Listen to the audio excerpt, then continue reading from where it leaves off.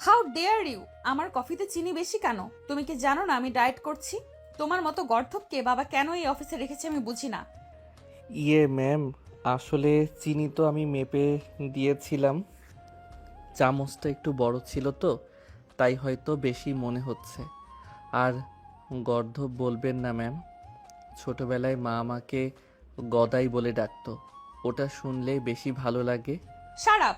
Just shut up! তর্ক করছো আমার সাথে? তোমার সাহস তো কম নয়। এই মুহূর্তে ফাইলগুলো গুছিয়ে আমার টেবিলের ডান পাশে রাখো। এক চুল এদিক ওদিক হলে আজই তোমার চাকরি নট। ডান পাশ? ডান পাশ মানে কি, আপনার ডান পাশ না আমার ডান পাশ? আমি তো উল্টো দিকে দাঁড়িয়ে আছি ম্যাম। দিক ভুল হয়ে গেলে তো আবার আপনি চিল্লাইবেন। Get out! এখনই আমার চোখের সামনে থেকে দূর হও। নীলা চৌধুরী চৌধুরী গ্রুপের একমাত্র উত্তরাধিকারী। যেমন তার রূপ তেমনি তার তেজ। তার বাবা আরশাদ চৌধুরী এই শহরের বড় ব্যবসায়ী হলেও নীলা তার মেজাজ দিয়ে পুরো অফিস তথস্থ করে রাখে। অন্যদিকে আকাশ একটি সাধারণ মধ্যবিত্ত পরিবারের ছেলে। ব্রিলিয়ান্ট স্টুডেন্ট হলেও দুনিয়াদারির হিসেবে এসে বড়ই কাঁচা। তার সততা আর সারল্যই তাকে আরশাদ চৌধুরীর প্রিয় পাত্র করে তুলেছে। আকাশ এই অফিসে একজন জুনিয়র ক্লার্ক হিসেবে কাজ করে, কিন্তু তার কপালে সব সময়ই চটে নীলার বকুনি। একটু আগেও বকা খেয়ে বের হলো আকাশ। তো সেদিন বিকালে আরশাদ চৌধুরী আকাশকে তার কেবিনে ডাকলেন। আকাশ ভাবলো হয়তো নীলা ম্যাম তার নামে নালিশ করেছে, আর আজ তার চাকরিটা সত্যিই যাবে। আসো আকাশ, বসো। আরশাদ সাহেব খুব নরম সুরে বললেন। আকাশ চেয়ারের এক কোনায় বসে আমতা আমতা করে বলল, স্যার, কফিতে চিনি ওই চামচের দোষে বেশি হয়েছে। আমার কোনো দোষ নাই। চাকরিটা খাইয়েন না স্যার, মা বাড়িতে পথ চেয়ে আছে। আরশাদ সাহেব হাসলেন। আরে না আকাশ, আমি তোমাকে অন্য কাজে ডেকেছি। আমি চাচ্ছি তুমি আমার মেয়ে নীলাকে বিয়ে করো। আকাশের মুখটা হা হয়ে গেল। সে ভাবলো কান ভুল শুনছে। স্যার, আপনি কি মশকরা করছেন? ম্যাম তো আমাকে জ্যান্ত চিবিয়ে খাবে। উনি বাঘিনী আর আমি হইলাম বিলাই। এই বিয়ে সম্ভব না স্যার, আমি রাজি না। ঠিক তখনই ঝড়ের বেগে নীলা কেবিনে ঢুকলো। বাবা, আমি শুনেছি তুমি এই গর্ধবটার সাথে আমার বিয়ের কথা ভাবছো। নেভার! আমি কি পাগল হয়েছি যে এই আনস্মার্ট ছেলেটাকে বিয়ে করব? নীলা, আমি জানি ও স্মার্ট নয়, কিন্তু ও সৎ। আমার এই বিশাল সাম্রাজ্য সামলানোর জন্য তোর পাশে এমন একজন মানুষকে দরকার যাকে আমি চোখ বন্ধ করে বিশ্বাস করতে পারি। আকাশ, রাজি না তুই? কিন্তু আমি আমার সিদ্ধান্তে অটল। আকাশের বাবা সোফান সাহেব ছিলেন আরশাদ চৌধুরীর ছোটবেলার বন্ধু। আরশাদ সাহেব সোফান সাহেবকে ফোন করে সব জানালেন। সোফান সাহেব বাড়িতে আকাশকে ধরে বসলেন। শোন আকাশ, আরশাদ আমার অনেক উপকার করেছে। ওর মেয়েটা একটু জেদি ঠিকই, কিন্তু তুই যদি বিয়েটা না করিস আমি গলায় দড়ি দেব। আকাশ বিপদে পড়ে গেল। সে মনে মনে ভাবলো ম্যামের হাতে মার খাওয়া ভালো, কিন্তু বাবার গলায় দড়ি দেওয়া তো সহ্য করতে পারবো না। অবশেষে অনেক নাটকীয়তার পর আকাশ এবং নীলা দুজন দুই মেরুন মানুষ হওয়া সত্ত্বেও অনিচ্ছা সত্ত্বেও বিয়ের পিঁড়িতে বসতে রাজি হলো। নীলা মনে মনে শপথ নিল এই বোকা ছেলেটাকে সে এমন শিক্ষা দেবে যে সে নিজেই ডিভোর্স দিয়ে পালিয়ে যাবে। আর আকাশ ভাবলো হে আল্লাহ, এই বাঘিনীর হাত থেকে আমারে বাঁচাও। বাসর রাত। আকাশ ঘরের দরজায় দাঁড়িয়ে, তার বুক ঢিপ ঢিপ করছে। নীলা বিছানায় লাল বেনারসি পরে রাজকন্যার মতো বসে আছে, কিন্তু চোখ দিয়ে আগুন ঝরছে। ইয়ে, আসবো? মানে ঢোকার অনুমতি আছে ম্যাম? থুরি, এখন তো আপনি আমার ম্যাম না, মানে গিন্নি। খবরদার! এক পাও ভেতরে ঢুকাবে না। দরজার ওখানেই দাঁড়িয়ে থাকো। ওখানে দাঁড়ালে তো মানুষ ভাববে আমি আপনার রুমের পাহারাদার। সারা রাত কি ওভাবেই দাঁড়িয়ে থাকবো? আমার পা তো এখনই ব্যথা করছে। তোমার পা ব্যথা করলে আমার কি? তুমি যে এই বাড়িতে ঢোকার সাহস করেছো, এটা তোমার বড় অপরাধ। শোনো গদাই সাহেব, এই বিয়েটা হয়েছে শুধু বাবার জেতে, তাই নিজেকে এই বাড়ির জামাই ভাবার ভুল একদম করবে না। আমি তো ভাবছি না ম্যাম, আব্বা আমাকে জোর করে পাঠালো। আমি তো ওনাকে বললাম যে নীলমণি ম্যাম তো আমাকে কাঁচাই চিবাইয়া খাবে, কিন্তু আব্বা তো শুনলই না। নীলমণি? আমার নাম নীলা। আমাকে নীলমণি ডাকার সাহস কোত্থেকে পাও তুমি? দুঃখিত ম্যাম, আসলে নামের শুরুতে নীল আছে তো, তাই মুখ দিয়া বাইর হয়ে গেছে। আচ্ছা, আমি কি এখন মেঝেতে শুবো বালিশটা কি আমি পামু নাকি ওটাও আমার নিজের ব্যবস্থা করতে হবে?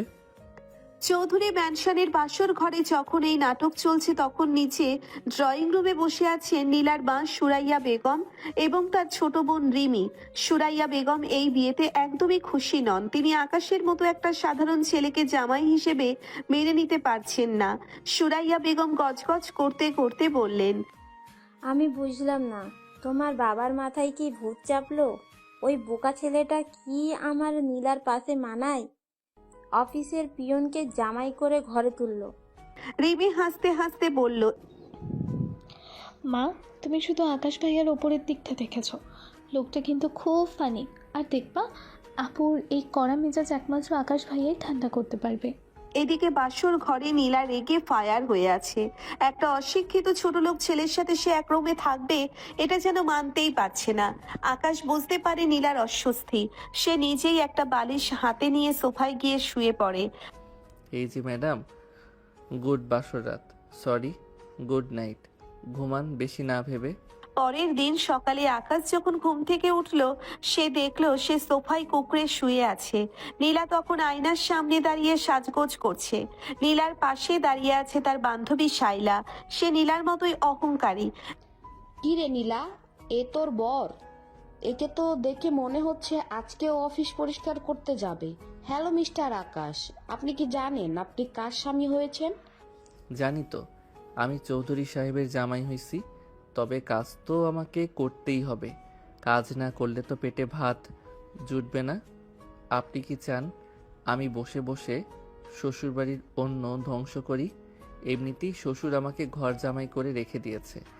গরিব ছেলে যখন বড়লোকের মেয়ের জামাই হয় তারই দশাই হয়। হা হা হা হা। এই যে মাঝে মাঝে আপনার মতো চুনোপুটিরাও চলে আসে চামচামি করতে। শুনলি শুনলি কি বললো তোর এই বরটাকে? না, শায়লা, ওর সাথে কথা বলে নিজের সময় নষ্ট করিস না। আকাশ শোনো, আজ দুপুরে আমার বন্ধুদের সাথে লাঞ্চ আছে, তুমি ভুলেও ড্রয়িং রুমে আসবে না। আমি চাই না কেউ জানুক তুমি আমার বর। আচ্ছা ম্যাম, আমি রান্নাঘরে গিয়ে আপনার মায়ের হাতের স্পেশাল কোনো তরকারি পাওয়া যায় কিনা সেই চেষ্টা করব।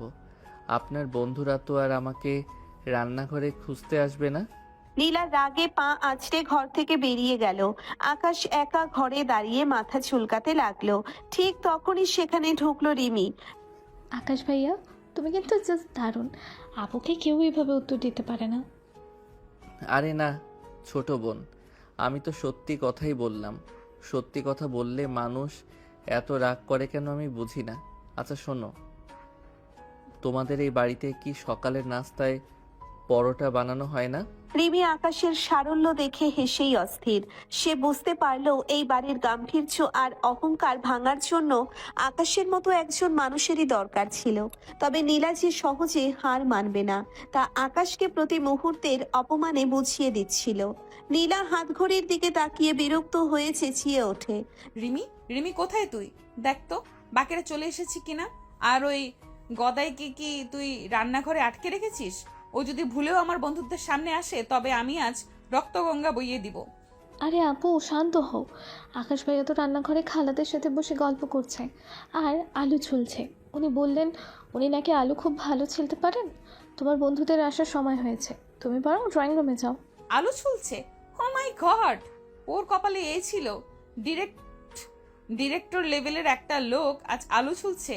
শোন রিমি, এই খবর যেন বাইরে না যায়। নীলা তার আভিজাত্যের মুখোশ পরে ড্রয়িং রুমে এসে বসলো।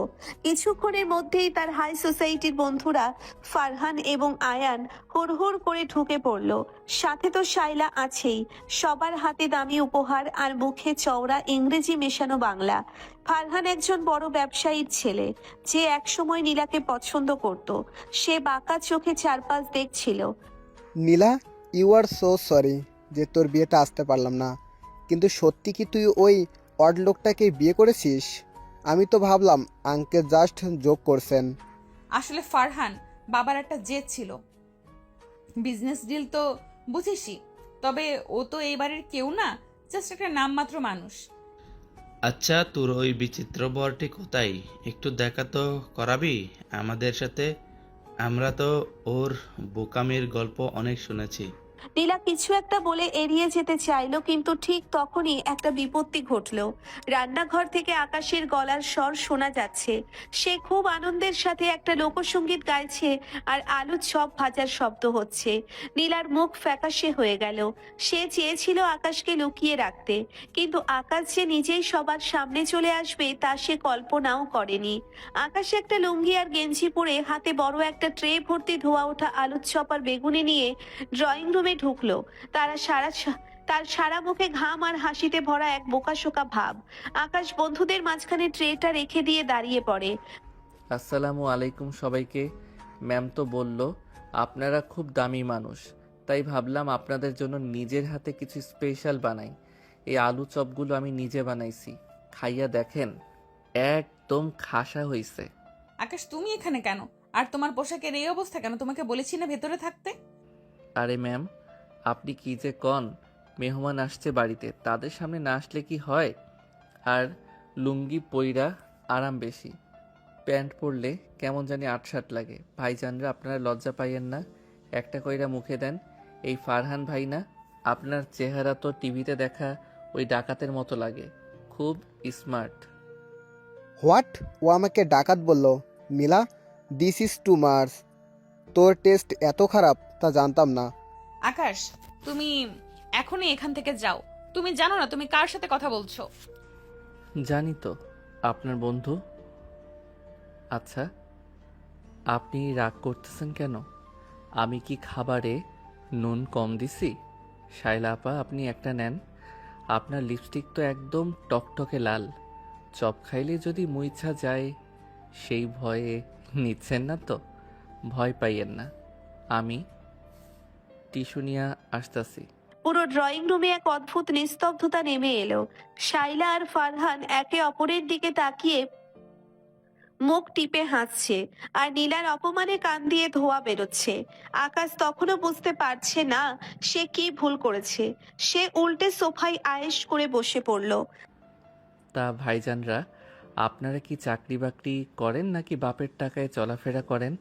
ফারহান ভাই, আপনার ঘড়িটা তো সুন্দর, কিন্তু সময় কি ঠিক দেখায়?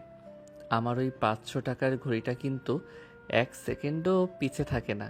আকাশ, গেট আউট। লাস্ট ওয়ার্নিং দিচ্ছি তোমাকে। আচ্ছা আচ্ছা ম্যাম, রাগ করবেন না, আমি যাচ্ছি। বড়লোকদের সাথে কথা বলা যে এত কঠিন সেটা আগে জানতাম না। আপনারা চপগুলো ঠান্ডা হওয়ার আগে খাইয়ে নিয়েন। আকাশ যখন গটগট করে ভেতরে চলে গেল, ফারহান হো হো করে হেসে উঠল। নীলা, মানতে হবে তোর বর একটা পিস, মানে পুরো এন্টারটেনমেন্ট প্যাকেজ। কিন্তু সিরিয়াসলি নীলা, তুই এর সাথে থাকবি কি করে? ও তো তোর স্ট্যাটাস পুরো মাটিতে মিশিয়ে দিচ্ছে। নীলা আর সহ্য করতে পারল না। সে নিজের রুমে গিয়ে দরজা বন্ধ করে দিল। তার মনে হচ্ছিল সে এখন বিষ খেয়ে মরবে। কিন্তু একটু পরেই দরজা নক করার শব্দ হলো। আকাশ দরজার ওপাশ থেকে উকি দিল।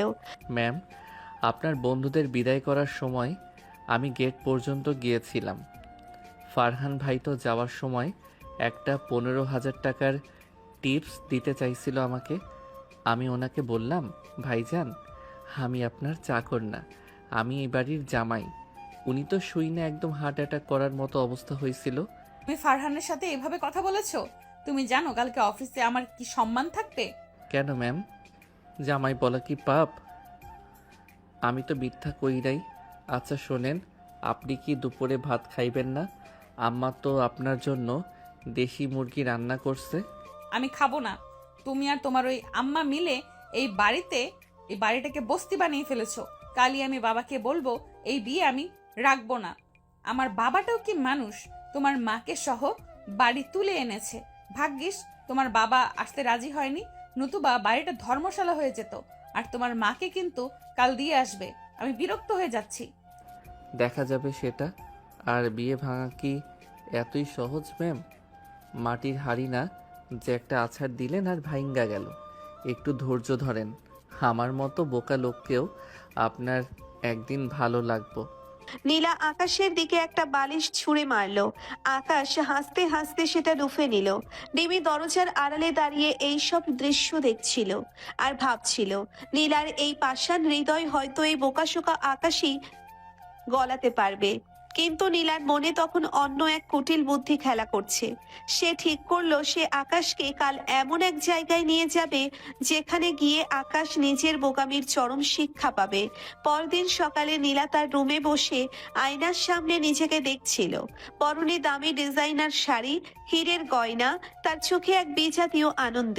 সে ঠিক করেছে আজ শহরের এক অভিজাত ক্লাবে বিজনেস সাকসেস পার্টিতে আকাশকে নিয়ে যাবে। উদ্দেশ্য একটাই, সেখানে আকাশ এমন সব বোকামি করবে যাতে সবার সামনে সে ছোট হয়। আর আরশাদ চৌধুরী বুঝতে পারেন যে এই ছেলেকে জামাই করাটা তার জীবনের সবচেয়ে বড় ভুল ছিল। নীলা বাইরে থেকে আকাশকে চিৎকার করে ডাকছে। আকাশ, আকাশ, তোমার সাজগোজ কি শেষ হলো? গত 1 ঘন্টা ধরে তুমি ওই ঘরের ভেতরে করছোটা কি? মেয়ে মানুষ নাকি তুমি? আকাশ ঘর থেকে বেরিয়ে আস্তে আস্তে বলে, আরে ম্যাম, এই টাইটা তো সাপের মতো গলায় পেঁচিয়ে থাকে, কিছুতেই গিট দিতে পারছিলাম না। আর আপনার দেওয়া এই কোটটা তো এত টাইট যে নিঃশ্বাস নিতে পারছি না, মনে হচ্ছে যেন কেউ আমাকে বস্তায় ভরে রেখেছে। আকাশ যখন সামনে এলো নীলা নিজের হাসি চেপে ধরলো। আকাশের টাইটা একদিকে ঝুলে আছে, চুলের সিঁথিটা এমন ভাবে করা যেন যে কোনো স্কুলের ছোট বাচ্চা, কিন্তু তার চোখে সেই চিরচেনা সারল্য। ঠিক আছে, যেমন আছো তেমনই চলো। আজ তোমাকে অনেক বড় বড় মানুষের সাথে পরিচয় করিয়ে দিব। মনে রাখবে, সেখানে শুধু ইংরেজি আর শুদ্ধ বাংলায় কথা বলবে। ভুলেও তোমার ওই গদাই মার্কা আচরণ করবে না। ইংরেজি ওই যে how are you, I am fine, এইগুলো তো?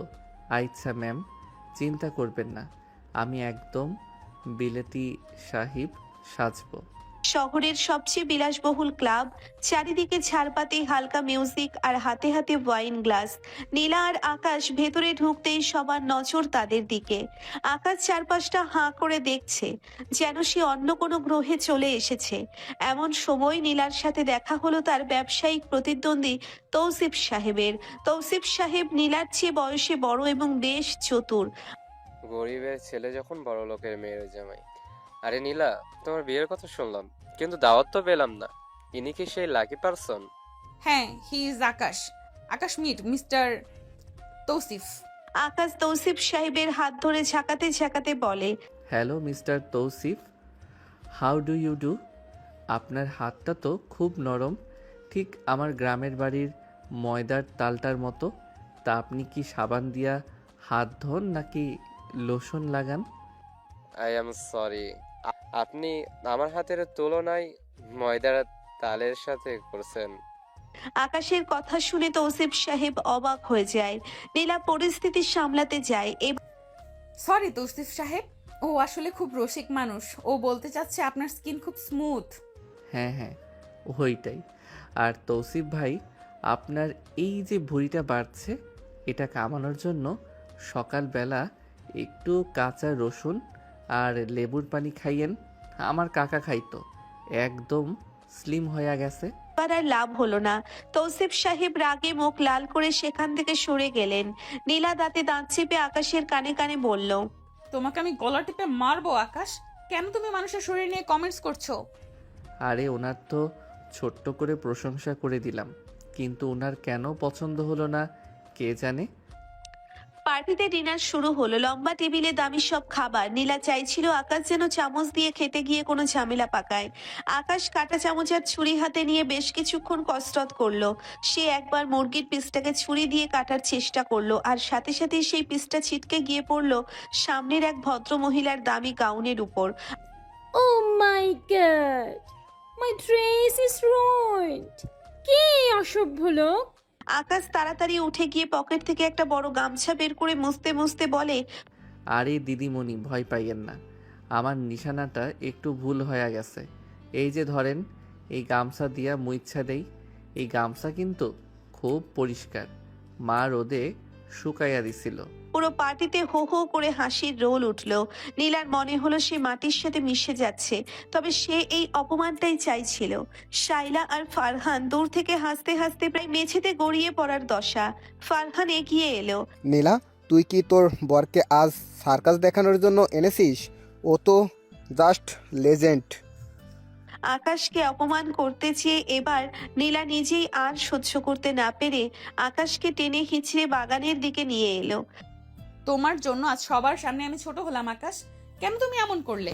কেন তুমি আমার জীবনটা নরক বানাচ্ছ? ম্যাম, আপনি আমাকে নিয়ে এই পার্টিতে আনছিলেন কেন? আপনি তো জানতেন আমি এইগুলো পারি না। আপনি কি চাচ্ছিলেন না যে সবাই আমাকে দেখে হাসুক আর আপনার আব্বা আমাকে অপদস্থ করুক? আমি তো তাই করছি যা আপনি চাইছেন। আকাশের চোখ ছলছল করছিল। নীলা থমকে গেল। আকাশের চোখের দিকে তাকিয়ে তার মনে হলো এই ছেলেটার কি আসলেও বোকা, নাকি সে সব বুঝতে পেরেও নিজের সারল্য দিয়ে নীলার নিষ্ঠুরতার প্রতিবাদ করছে। তুমি তুমি কি এসব বুঝতে পারছো? ম্যাম, আমি হয়তো বই খাতার হিসাবে একটু কাঁচা, কিন্তু মানুষের মন বুঝতে আমার ভুল হয় না। আপনি আমাকে ঘৃণা করেন কারণ আমি গরিব আর বোকা, কিন্তু বিশ্বাস করেন আমি নিজের ইচ্ছায় আপনাকে বিয়ে করি নাই। আপনার আব্বার ঋণ শোধ করতে আসছি। ঠিক সেই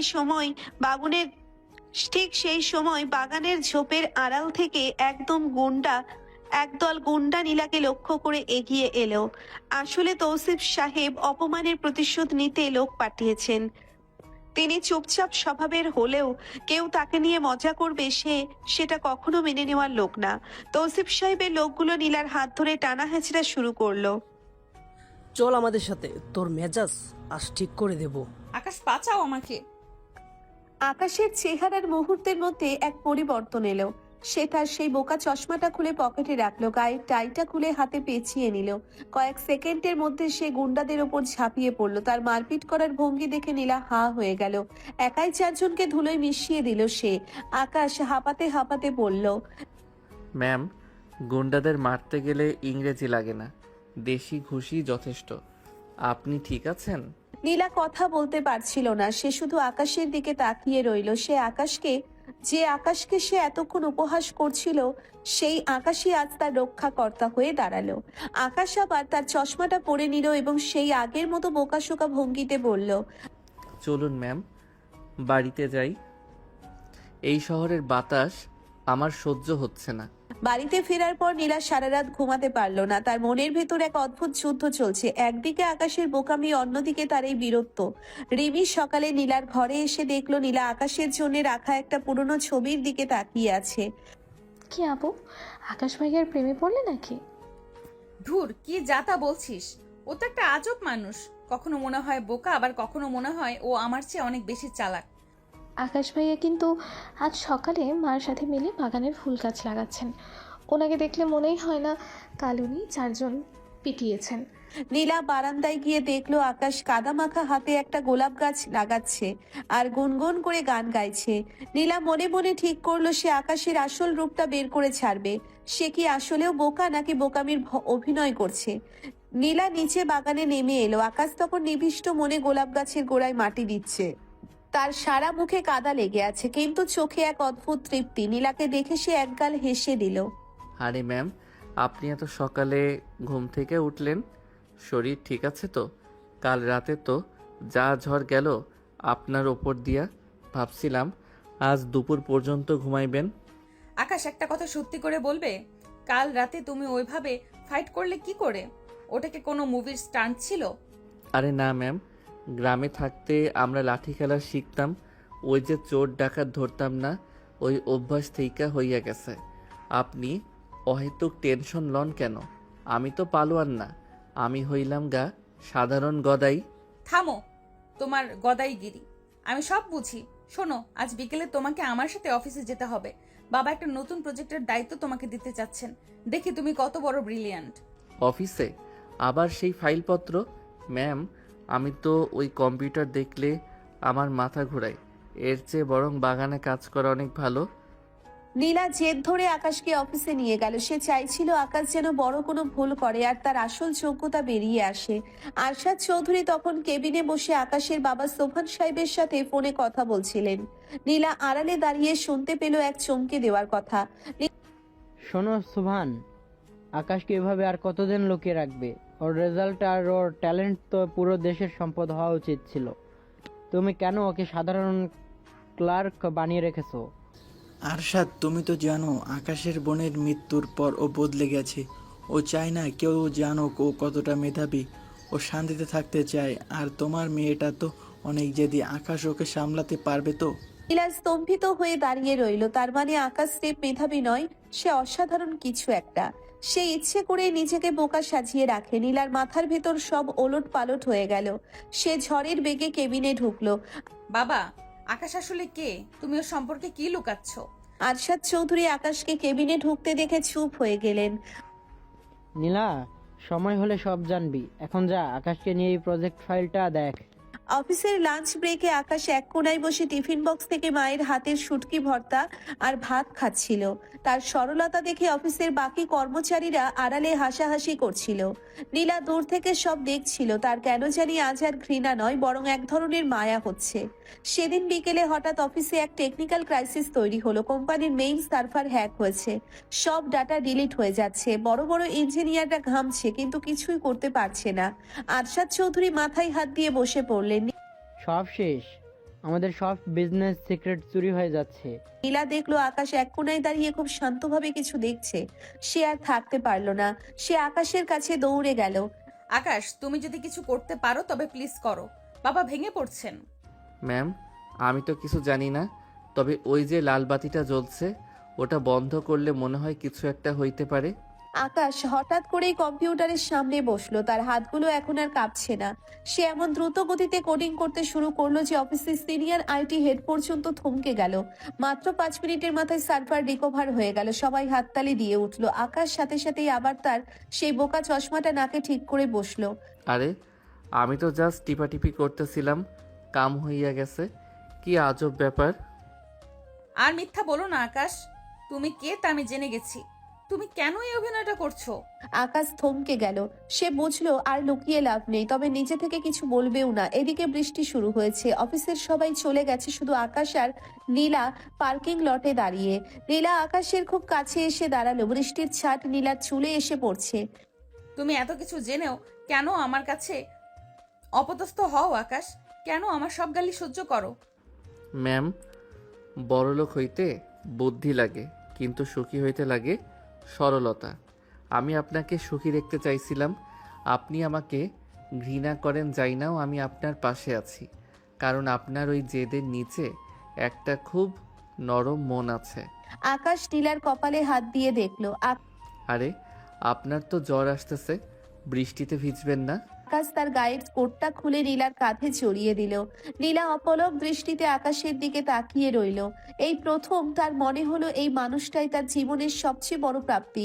সে নিজের অজান্তেই আকাশের বুকে মাথা রাখলো। আকাশ প্রথমে চমকে গেলেও পরক্ষণেই তার বলিষ্ঠ হাত দিয়ে নীলাকে আগলে ধরলো। বৃষ্টির শব্দে যেন তাদের হৃদস্পন্দন এক হয়ে মিশে গেল। আকাশ, আমাকে ছেড়ে যাবে না তো? আপনি না তাড়াইলে এই গদায়ের সাধ্য নাই কোথাও যাওয়ার। কিন্তু এই সুন্দর মুহূর্ত বেশিক্ষণ স্থায়ী হলো না। ঠিক তখনই সেখানে উপস্থিত হলো সুরাইয়া বেগম এবং তৌসিফ সাহেব। তাদের চেহারায় এক কুটিল ষড়যন্ত্রের আভাস। নীলা, এই নিচু জাতের ছেলের সাথে তুই এভাবে মিশছিস? আমি জানতাম তুই ভুল পথে যাচ্ছিস। তৌসিফ সাহেব আমাকে সব জানিয়েছেন। এই আকাশ আসলে এক বড় জালিয়াত চক্রের সদস্য। নীলা চমকে আকাশকে ছেড়ে দিল। আকাশের চোখ মুখ আবার সেই ফ্যাকাশে হয়ে গেল। তৌসিফ সাহেব একটা ফাইল এগিয়ে দিলেন, যেখানে আকাশের নামে জালিয়াতির মিথ্যে প্রমাণ সাজানো আছে। দেখলে তো নীলা, যাকে তুমি হিরো ভাবছো সে আসলে তোমার বাবার সম্পত্তি হাতানোর জন্য এই নাটক করছে।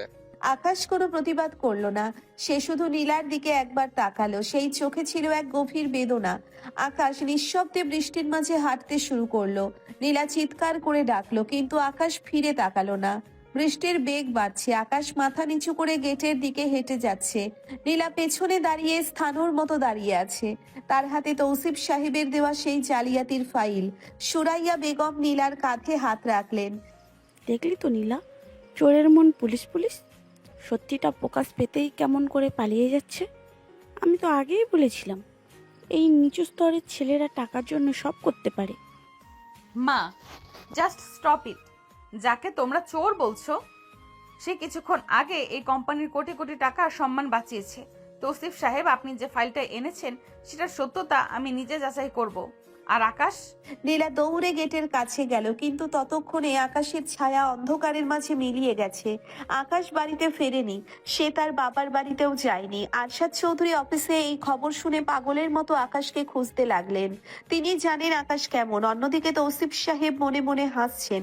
তিনি চেয়েছিলেন আকাশকে নীলার জীবন থেকে সরাতে, যাতে নীলার সম্পত্তি আর নীলাকে তিনি নিজের আয়ত্তে আনতে পারেন। সেদিন রাতে নীলা একা ঘরে বসে আকাশের সেই কোটটার দিকে তাকিয়েছিল, যেটা আকাশ বৃষ্টিতে ভেজার সময় তাকে দিয়েছিল। কোটের পকেটে হাত দিতেই নীলা শক্ত কিছু একটা অনুভব করলো। সে বের করে দেখলো ওটা একটা ছোট্ট মেমোরি কার্ড। নীলার সাথে সাথে তার ল্যাপটপে কার্ডটি লাগালো। কার্ডের ভিতরে একটি অডিও ফাইল। নীলা প্লে করতেই চমকে উঠলো। সেখানে তৌসিফ সাহেব আর সুরাইয়া বেগমের কথোপকথন রেকর্ড করা। সুরাইয়া ভাবি, আরশাদ সাহেব তো আকাশকে সব লিখে দেবে, আমাদের এখনই কিছু করতে হবে। আমি কিছু জাল কাগজ বানিয়েছি, আপনি শুধু নীলাকে কনভিন্স করবেন। তুমি চিন্তা করো না তৌসিফ, নীলা এমনিতেই ওই ছেলেটাকে ঘৃণা করে। এই সুযোগে ওকে ঘাট ধাক্কা দিয়ে বের করে দেবো। নীলার সারা শরীর রাগে রিরি করে উঠল। নিজের মা এত নিচে নামতে পারে, আর সে কিনা আকাশকে ভুল বুঝলো। পরের দিন সকালবেলা নীলা গোয়েন্দা লাগিয়ে আকাশের হদিশ বের করলো। আকাশ শহরের এক প্রান্তে একটি বস্তি এলাকায় ছোট বাচ্চাদের পড়াতে ব্যস্ত। নীলা দামি গাড়ি নিয়ে সেই ধুলোবালি মাখা জায়গায় পৌঁছালো। আকাশকে দেখে চেনার উপায় নেই যে সে কোটিপতির জামাই। একটা সাধারণ ফতুয়া আর লুঙ্গি পরে সে হাসি মুখে বাচ্চাদের অঙ্ক করাচ্ছে। আরে না না, এইটা তো ভুল হইল। 5 আর 2 যোগ করলে 7 হয়, 8 না। তুই তো দেখি আমার চেয়েও বড় গদাই হইবি। গদাই সাহেব, বাচ্চাদের ভুল শেখানো শেষ হলে আমাদের সাথে একটু কথা বলবেন? আকাশ মুখ তুলে নীলাকে দেখলো। তার চোখে কোনো রাগ নেই, আছে এক গভীর প্রশান্তি। আরে ম্যাম, আপনি এই ময়লার জায়গায় কেন আসছেন? আপনার দামি শাড়ি তো নষ্ট হইয়া যাইব। যান, গাড়িতে গিয়া বসেন। আমি সব জেনে গেছি আকাশ। মা আর তৌসিফ সাহেবের কথা আমি রেকর্ড শুনেছি। তুমি কেন আমাকে বললে না? কেন চুপচাপ চলে এলে? বলেন বলেন কি আপনি বিশ্বাস করতেন ম্যাম? বললে কি আপনি বিশ্বাস করতেন ম্যাম? আপনি তো আমারে শুরু থেকেই ঘৃণা করেন। প্রমাণের চেয়ে মানুষের বিশ্বাস বড়। আপনি যখন আমার দিকে সন্দেহের চোখে তাকাইছেন, তখনই আমি বুঝা গেছি আমার আর ওই বাড়িতে জায়গা নাই। আমাকে ক্ষমা করো আকাশ, আমি অনেক বড় ভুল করেছি। প্লিজ ফিরে চলো। বাবা অসুস্থ হয়ে পড়েছেন তোমার চিন্তায়। বস্তি এলাকায় তখন বিকেল গড়িয়ে সন্ধ্যা নামছে। চারপাশটা একটু নির্জন। আকাশ একটা পুরনো বেঞ্চে বসলো। নীলা তার পাশে গিয়ে বসলো। এবার কোনো জেদ নয়, কোনো অহংকার নয়। আকাশ, তুমি এত কিছু জানো, এত ট্যালেন্টেড, তবুও কেন এভাবে থাকো? কেন নিজেকে লুকিয়ে রাখো? ম্যাম, আমার মা ছোটবেলায় একটা কথা বলতো, আকাশ যত বড়ই হোক মাটির সাথে তার সম্পর্ক থাকা লাগে। আমি সাধারণ থাকতে ভালোবাসি। আপনি কি পারবেন এই সাধারণ আকাশকে মেনে নিতে, কোনো আভিজাত্য ছাড়া? আকাশের হাতটা নিজের 2 হাতের মাঝে নিল। আকাশের হাতটা রুক্ষ কিন্তু অনেক বেশি নির্ভরযোগ্য। নীলা ধীরে ধীরে আকাশের কাঁধে মাথা রাখলো। আমি অনেক বড় বড় মানুষ দেখেছি আকাশ, কিন্তু তোমার মতো বিশাল হৃদয়ের মানুষ দেখিনি। আমি তোমাকে ভালোবাসি আকাশ। এই প্রথম আমি নিজের জেদ হেরে গিয়ে তোমাকে জিতিয়ে দিতে চাই। চমকে উঠলো। সে নীলার চোখের দিকে তাকালো। সেই চোখ আজ কোনো ঘৃণা নেই, আছে এক সমুদ্র ভালোবাসা। আকাশ নীলার কপালে আলতো করে নিজের ঠোঁট ছোঁয়ালো। বৃষ্টির সময় যেমন আকাশ আর মাটি এক হয়ে যায়, ঠিক তেমনি তাদের দুজনের মন আজ এক হয়ে গেল। আচ্ছা, ভালোবাসেন যখন, তখন কি আমাকে একটু চা বানাইয়া খাওয়াইবেন? চিনি ছাড়া কিন্তু। নীলা হেসে ফেললো। চিনি ছাড়াই খাওয়াবো গদাই সাহেব। তবে এখন চলো, ওই শয়তানকে একটা উচিত শিক্ষা দিতে হবে। নীলা আর আকাশ যখন চৌধুরী ম্যানশনে ফিরলো, তখন সেখানে এক বিশাল ড্রামা চলছে। তৌসিফ সাহেব আরশাদ চৌধুরীকে দিয়ে কিছু দলিলে সই করানোর চেষ্টা করছেন। সুরাইয়া বেগম পাশে দাঁড়িয়ে সাই দিচ্ছেন। আরশাদ সাহেব, সাইনটা করে দিন। কোম্পানি এখনো অনেক লসে আছে, আমি সব সামলে নেব। সই করবেন না আব্বা, জালিয়াতরা কখনো কোম্পানি সামলাতে পারে না। সবাই ঘুরে তাকালো। আকাশ আর নীলা হাত ধরাধরি করে দাঁড়িয়ে আছে। আকাশের চেহারায় এখন আর সেই বোকা ভাবটা নেই, তার চোখে এক ক্ষুরোধারু বুদ্ধির ছটা। তুই আবার এখানে এসেছিস কেন? পুলিশ ডাকবো? পুলিশ আসবে মা, তবে আকাশের জন্য নয়, তৌসিফ সাহেবের জন্য। আকাশ, দেখাও তোমার ম্যাজিক। আকাশ তার ল্যাপটপ ব্যাগ থেকে বের করলো। কয়েক সেকেন্ডের মধ্যে সে তৌসিফ সাহেবের সব গোপন ব্যাংক অ্যাকাউন্ট আর দুর্নীতির রেকর্ড বড় স্ক্রিনে প্রজেক্ট করে দিল। তৌসিফ সাহেবের মুখ চুন হয়ে গেল। মিস্টার তৌসিফ, আপনি যে ফাইল দিয়ে আমারে ফাঁসাতে চাইছিলেন, ওই ফাইল বানানোর সময় আপনার সিস্টেমে আমি একটা ভাইরাস ঢুকাইয়া দিছিলাম। আপনার সব ডাটা এখন আমার হাতে। এখন পুলিশে যাবেন নাকি দৌড়ে পালাবেন? পুলিশ সেখানে উপস্থিত হলো। তৌসিফ সাহেবকে হাত করা পরানো হলো। সুরাইয়া বেগম লজ্জায় মাথা নিচু করে নিজের রুমে চলে গেলেন। আরশাদ চৌধুরী আকাশকে জড়িয়ে ধরলেন। আমি জানতাম আমার পছন্দ ভুল হতে পারে না। আকাশ, তুমি আমার গর্ব। রাত হয়েছে। আকাশ আর নীলা ছাদের বারান্দায় দাঁড়িয়ে। চাঁদের আলোয় পুরো বাগানটা হাসছে। নীলা, আকাশ, একটা কথা বলবো? তুমি তো আসলে বোকা নও, তুমি আমাদের সবাইকে বোকা বানিয়েছো। ম্যাম, আমি বোকা না হইলে কি আপনার এই মায়াবী রূপটা দেখতে পাইতাম? আপনি রাগী হইলেও কিন্তু বেশ সুন্দরী। চুপ করো ফাজিল, এখন থেকে আর ম্যাম ডাকবে না, নীলা বলবে।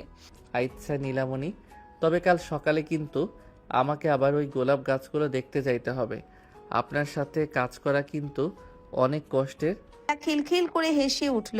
তাদের এই বৈপরীত্যের প্রেম যেন এক পূর্ণতা পেল।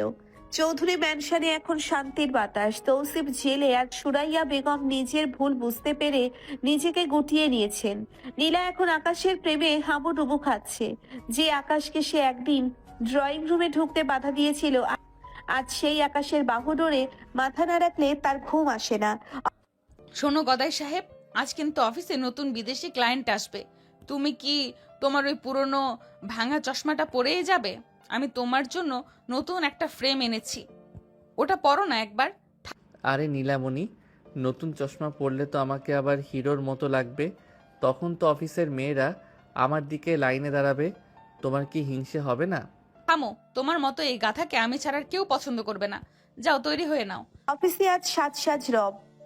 আরশাদ চৌধুরী আজ অত্যন্ত খুশি, কারণ আকাশ এখন অফিসিয়ালি কোম্পানির ডিরেক্টর।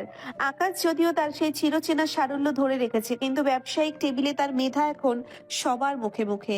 দুপুরের দিকে অফিসের লাউঞ্জে আকাশ যখন কফি খাচ্ছিল, হঠাৎ রিসেপশন থেকে খবর এলো একজন মহিলা তার সাথে দেখা করতে চান। মহিলার নাম শার্লিন। আকাশ নামটা শুনেই হাতের কফির কাপটা সশব্দে টেবিলে নামিয়ে রাখলো। তার ফর্সা মুখটা মুহূর্তেই ফ্যাকাশে হয়ে গেল। নীলা তার কেবিন থেকে বেরোতেই দেখলো আকাশ স্থির হয়ে দাঁড়িয়ে আছে। সামনে এক অত্যাধুনিক পোশাক পরিহিত তরুণী, যার চোখে মুখে এক অদ্ভুত দাবি। কি আকাশ, চিনতে পারছো না? মাত্র 3টে বছর তো হলো, এর মধ্যেই তুমি এত বড় কোম্পানির ডিরেক্টর আর মস্ত বড় লোক হয়ে গেলে। তুমি এখানে কেন শার্লিন? তোমার তো বিদেশে থাকার কথা ছিল। বিদেশে মন টিকলো না রে, বিশেষ করে যখন শুনলাম আমার সেই পুরনো বোকা আকাশ এখন শহরের সবচেয়ে সুন্দরী আর ধনী মেয়ের স্বামী। ভাবলাম একবার দেখে আসি নীলা চৌধুরী কি আমার জায়গাটা নিতে পারলো কিনা। নীলা এগিয়ে এলো। তার ষষ্ঠেন্দ্রিয় বলছে এই মেয়েটি আকাশের জীবনের কোনো অন্ধকার অতীত। নীলা আকাশের হাতটা শক্ত করে ধরলো। আকাশ, ইনি কে? তোমাদের চেনাশোনা কি আগে থেকেই? চিনবে না কেন ম্যাম, আমি আকাশের এক্সপিরিয়েন্সে, মানে ওর হবু বউ ছিলাম। বলতে পারেন আকাশের এই বোকা সাজার ট্রেনিংটা আমার কাছেই শুরু হয়েছিল, তাই না আকাশ? নীলার পায়ের তলা থেকে মাটি সরে গেল। আকাশ কোনো প্রতিবাদ করলো না, সে শুধু মাথা নিচু করে থাকলো। শার্লিন যাওয়ার সময় নীলার কানে কানে বলে গেল, সাবধানে থেকো নীলা, আকাশের যে সারল্য দেখে তুমি মজেছ সেটার আড়ালে অনেকগুলো দীর্ঘশ্বাস লুকানো আছে। আমি ফিরে এসেছি আমার পাওনা বুঝে নিতে। রাত হয়েছে। আকাশ বারান্দায় দাঁড়িয়ে বাইরের অন্ধকারের দিকে তাকিয়ে আছে।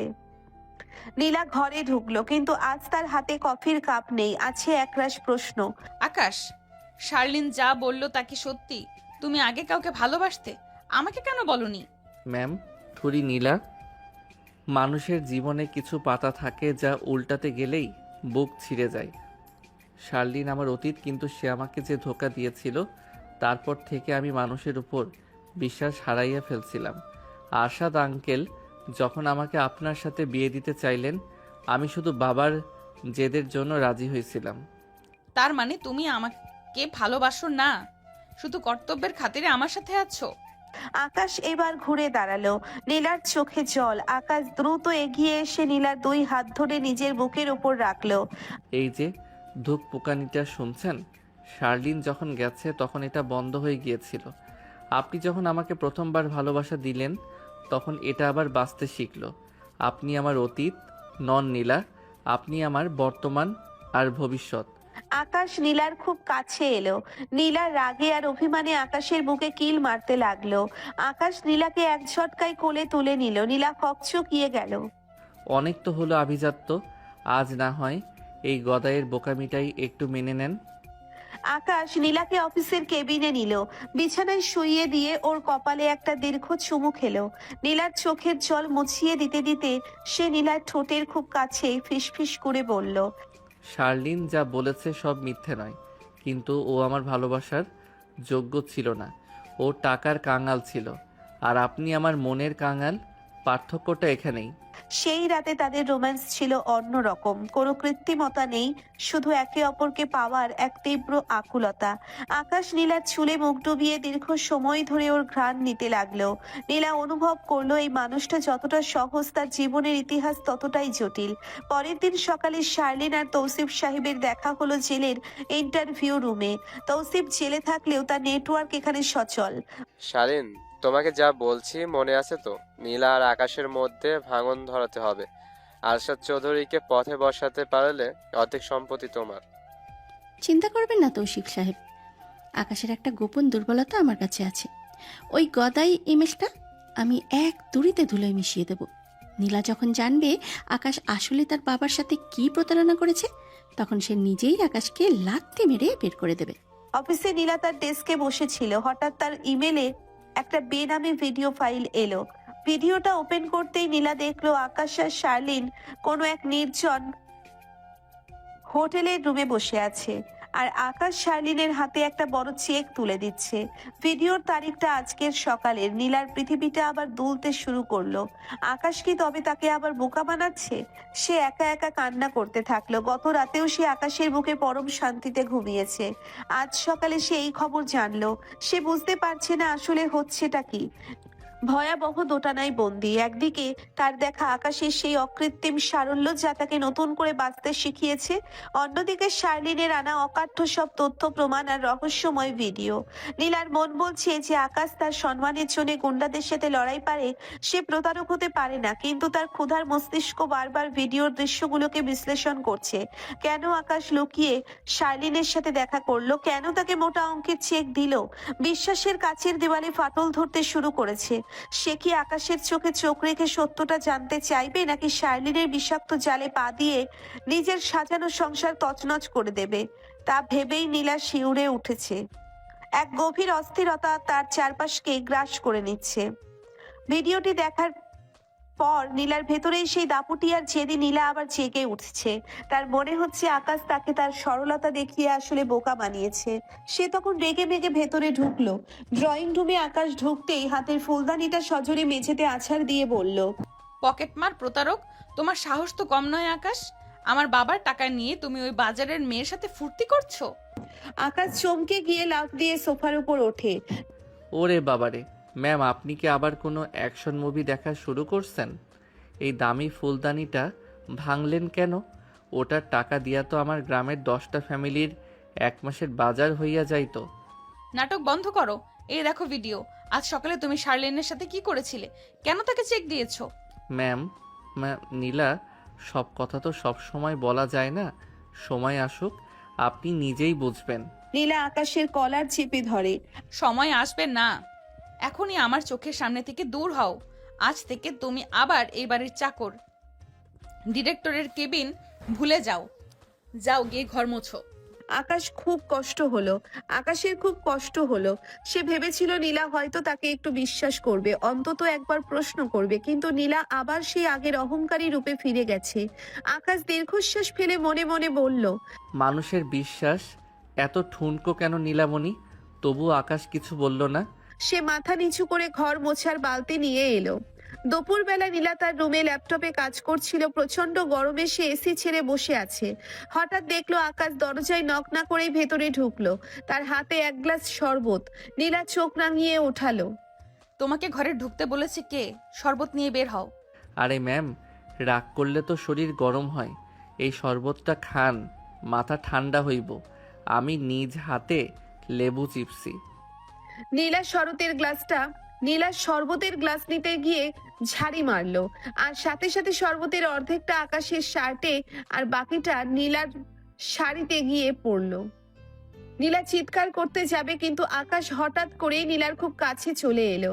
সে নীলার শাড়ির ভিজে যাওয়া অংশ নিচে রুমাল দিয়ে মুছতে শুরু করলো। কি করছো তুমি? ছাড়ো আমাকে। আকাশ নীলার চোখে চোখ রেখে গম্ভীর গলায় বলল, নড়বেন না। শাড়িতে দাগ পইরা গেলে তো আবার চিল্লাইবেন।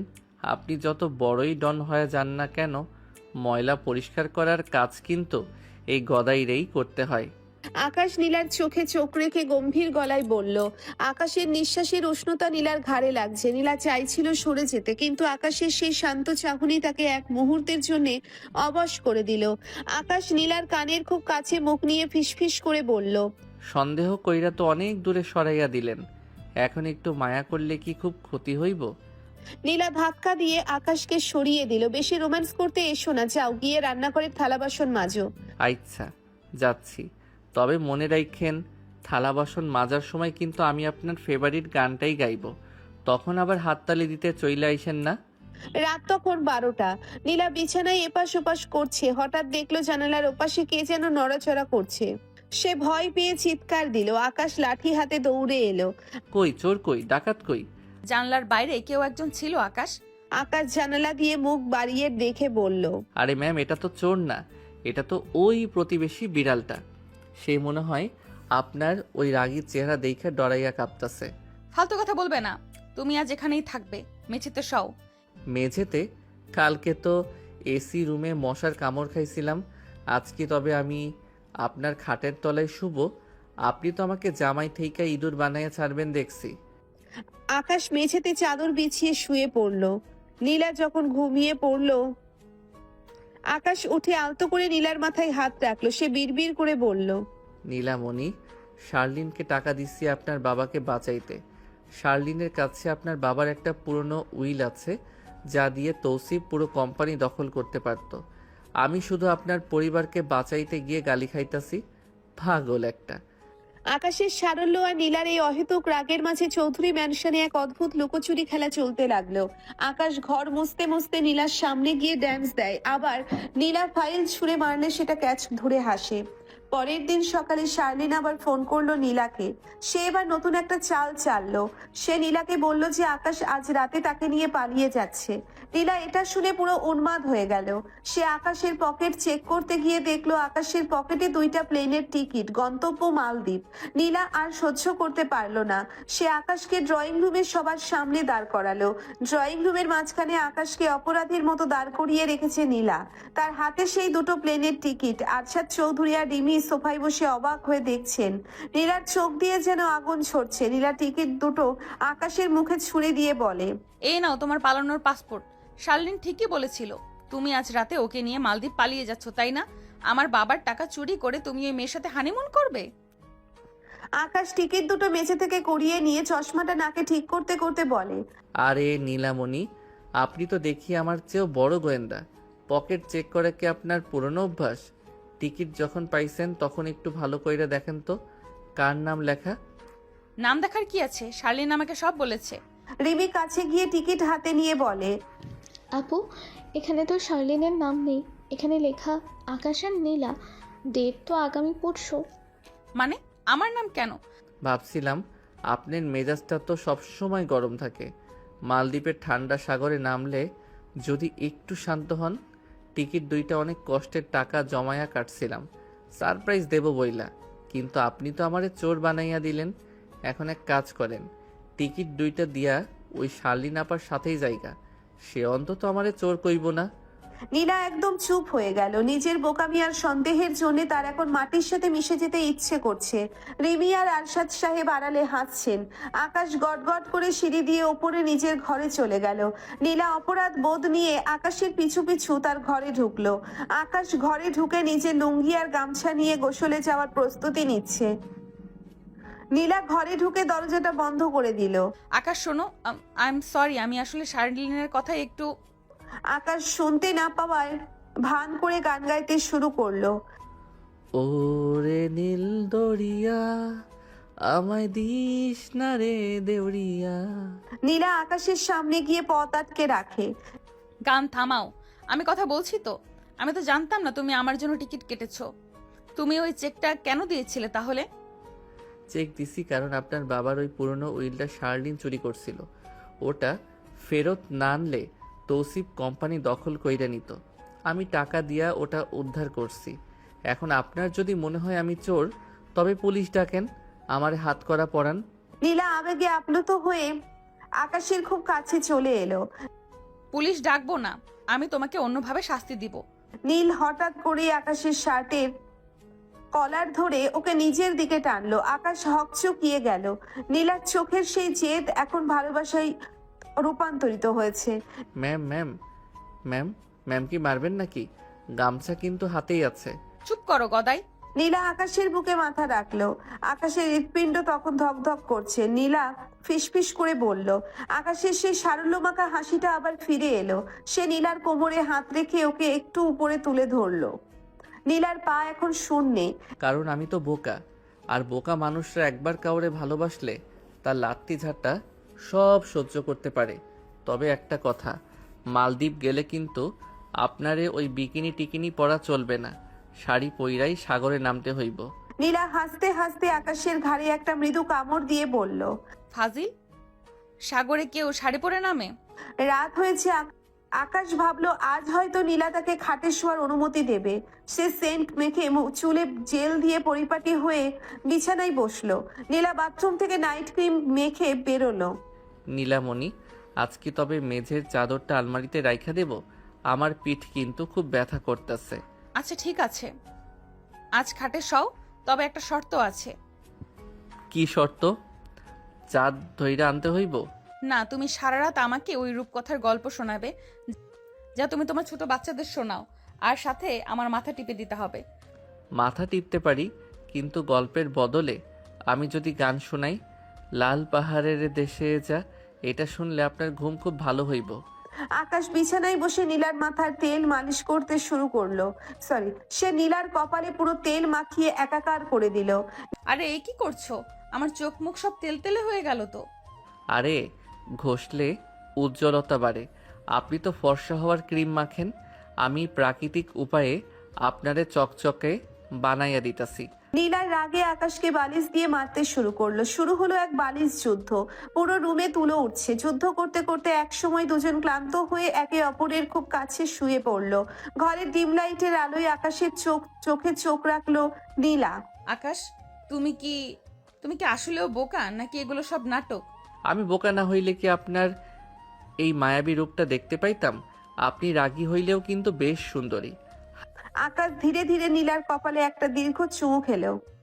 নীলা আকাশের বুকে মুখ লুকালো। এক অদ্ভুত প্রশান্তি তাদের ঘিরে ধরলো। পরের দিন তারা মালদ্বীপে গেল। মালদ্বীপের নীল জলরাশির মাঝখানে একটি বিলাসবহুল ওয়াটার ভিলা।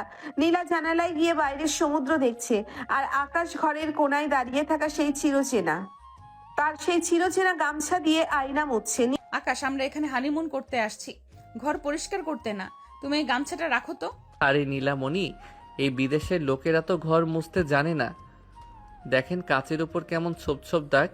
আয়না পরিষ্কার না থাকলে আপনার ওই সুন্দর মুখটা দেখবেন কেমনে? নীল আকাশের কাছে গিয়ে ওর কান টেনে বলে। আমার মুখ দেখার জন্য আমার আয়না লাগে না। তুমি আছো কেন? এখন চলো, আমরা সাগরের পাড়ে যাব। আর নীল রঙের একটা গাউন পরেছি, তুমি ওই নীল শার্টটা পরো। নীল শার্ট? ওরে বাবারে, আমাকে তো নীল শার্ট পরলে একদম সাগরের মাছের মতো লাগবে। আপনি আবার বসে দিয়ে টাইনা ধরবেন না তো? নীল আকাশকে এক প্রকার জোর করে তৈরি করিয়ে সমুদ্রের পাড়ে নিয়ে এলো। নীল দিগন্ত আর স্বচ্ছ জলরাশি। নীলা চাইছিল আকাশ একটু রোমান্টিক কোনো কথা বলুক, কিন্তু আকাশের নজর তখন অন্যদিকে। সে দেখলো অনেকগুলো বিদেশি পর্যটক সাগরে লাফালাফি করছে। আকাশ চোখ কপালে তুলে বলে, ও মা, নীলামণি, ওই লোকগুলো তো দেখি অর্ধেক কাপড় পইরা সাগরে নামছে। এদের কি লজ্জা শরম নাই? আর ওই দেখেন একটা বিদেশি লোক তার বউরে কোলে নিয়ে ঘুরতেছে। আমি কি আপনাকে কোলে নিয়ে সাগরে একটা দৌড় দিব? খবরদার, ওইসব করতে যেও না।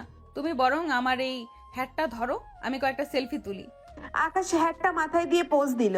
নীলা যখন ছবি তুলছে আকাশ হঠাৎ করেই নীলার কোমর জড়িয়ে ধরলো। সমুদ্রের ঢেউ তখন তাদের পায়ের নিচে এসে আছড়ে পড়ছে। বিকেল গড়িয়ে সন্ধ্যা নামলো। ওয়াটার ভিলার বারান্দায় আকাশ আর নীল একা। ডিনারের টেবিল সাজানো হয়েছে ভিলার খোলা বারান্দায়। ক্যান্ডেল লাইট ডিনারের প্রয়োজন। আকাশ টাই পরে বেশি স্মার্ট সেজেছে, তবে তার পকেটে সেই গামছাটা এখনো উকি দিচ্ছে। আকাশ মোমবাতির দিকে ঝাঁকিয়ে বলল, নীলামণি, এই মোমবাতি জ্বালানোর মানে কি? কারেন্ট কি চলে গেছে? আমি কি রিসেপশনে ফোন দিয়া জেনারেটর ছাড়তে কমো? নীলা আকাশের ঠোঁটে আঙ্গুল দিয়ে বলল, চুপ, একদম চুপ। একটা ক্যান্ডেল লাইট ডিনার, কোনো কথা বলবে না, শুধু আমার চোখে চোখ রাখবে। আকাশ চুপ হয়ে গেল। নীলার কাজল কালো চোখের দিকে তাকাতেই তার হৃদস্পন্দন বেড়ে গেল। সাগরের গর্জনার হালকা বাতাসের শব্দ ছাড়া আর কিছু শোনা যাচ্ছে না। নীল আকাশের হাতটা টেবিলের উপর ধরল। নীলা, মাঝে মাঝে মনে হয় আমি একটা স্বপ্ন দেখছি। আপনার মতো এইরকম এক রাজকন্যা কেন আমার মতো এই গদাইরে ভালোবাসলো? কারণ রাজকন্যারা সবসময় রাজপুত্রের খোঁজ করে না আকাশ। তারা এমন একজন মানুষকে খোঁজে যার বুকে মাথা রাখলে পৃথিবীটা নিরাপদ মনে হয়। তুমি আমার সেই নিরাপদ আশ্রয়। আর তুমি এমনিতেও কোটি টাকার মালিক, সে তো আমি জানি, কিন্তু তুমি এই যে গদাই মার্কা সহজ চলাচল করো, এটাই আমার পছন্দ। আকাশ ধীরে ধীরে উঠে এসে নীলার পাশে দাঁড়ালো। সে নীলার হাত ধরে ওকে নিজের খুব কাছে টেনে নিল। নীলা আকাশের কাঁধে। আকাশ নীলার চিবুকটা আলতো করে উঁচিয়ে ধরলো। নীলার নিঃশ্বাস তখন তপ্ত হয়ে উঠেছে। আকাশ খুব সন্তর্পণে নীলার কপালে একটা দীর্ঘ চুমু খেলো। তার ঠোঁটের স্পর্শে যেন এক মায়াবী ঘোর চলে গেল। আকাশ নীলার কানের কাছে মুখ নিয়ে ফিসফিস করে বলল, আমি হয়তো কবিতা বলতে পারি না, কিন্তু আমার প্রতিটা নিঃশ্বাসে শুধু তোমার নাম লেখা আছে। নীলা অবাধ্য হয়ে আকাশের গলা জড়িয়ে ধরলো। তারা দুজনের সেই নির্জনতায় হারিয়ে গেছে। আকাশের হাতের আঙ্গুলগুলো নীলার চুলে খেলা করছিল, আর নীলা অনুভব করছিল আকাশের বলিষ্ঠ দেহের উষ্ণতা। দীর্ঘ সময় ধরে তারা একে অপরকে অনুভব করলো। কোনো তাড়া নেই, কোনো অপমান নেই, শুধু এক গভীর অনুরাগের বহিঃপ্রকাশ। রোমান্টিক মুহূর্তের রেশ কাটতে না কাটতেই শুরু হলো কমেডি। রাত তখন গভীর। আকাশ বাথরুমে ঢুকেছে ফ্রেশ হতে। হঠাৎ ভেতর থেকে তার চিৎকার, ওরে বাবারে, নীলামণি, বাঁচান, আমাকে বাঁচান। নীলা দৌড়ে বাথরুমের দরজার কাছে গেল। কি হয়েছে আকাশ? সাপ ঢুকেছে? আকাশ দরজা খুলে ভেজা অবস্থায় বেরিয়ে এসে বলল, সাপ না, এটা কেমন কমট। আমি বসতেই নিচ থেকে পানি আইসা আমার একদম ভিজাইয়া দিছে। বিদেশের মানুষকে এইভাবেই মানুষের ভয় দেখায়? নীলা হেসে মেঝেতে গড়িয়ে পড়ার দশা। আরে গদাই, ওটা তো অটোমেটিক বিডেট। তুমি ভুল বোতামে চাপ দিয়েছো। আচ্ছা, আমি ভাবছি সাগরের হাঙর বুঝি নিচ দিয়ে আক্রমণ করলো। ধুর, এই মালদ্বীপে শান্তিতে বাথরুমেও যাওয়া যায় না। এর চেয়ে আমার গ্রামের ওই বদনার বালতিই ভালো ছিল। আকাশ ভেজা চুলে গামছা পেঁচিয়ে বিছানায় বসে রইল। নীলা হাসতে হাসতে আকাশের মাথায় তোয়ালে দিয়ে ঘষতে শুরু করলো। তুমি না থাকলে আমার জীবনটা তো রঙিন হতো না আকাশ। নীলা আকাশের বুকে মাথা রেখে পরম শান্তিতে চোখ বুঝলো। সাগরের ঢেউয়ের শব্দ তখন যেন লরি গাইছে। মালদ্বীপের নীল জলরাশির ওপর রোদ ঝিকিমিকি করছে। আকাশ আর নীলা একটি স্পিড বোটে করে সমুদ্রের মাঝখানে যাচ্ছে স্কুবা ডাইভিং করতে। আকাশ গায়ে লাইফ জ্যাকেট পরে এমন ভাবে বসে আছে যেন সে মহাকাশে যাচ্ছে। নীলামণি, এটা কি আসলেও দরকার? সাগরের নিচে মাছ আছে তো আমরা উপর থেকে দেখলেই পারি। অহেতুক নিচে গিয়া ওদের ডিস্টার্ব করার মানে হয় না। মাছগুলো যদি কামড় দেয়? আরে গদাই, মাছ কামড়াবে না, আর তোমার অক্সিজেন মাস্ক তো থাকবেই।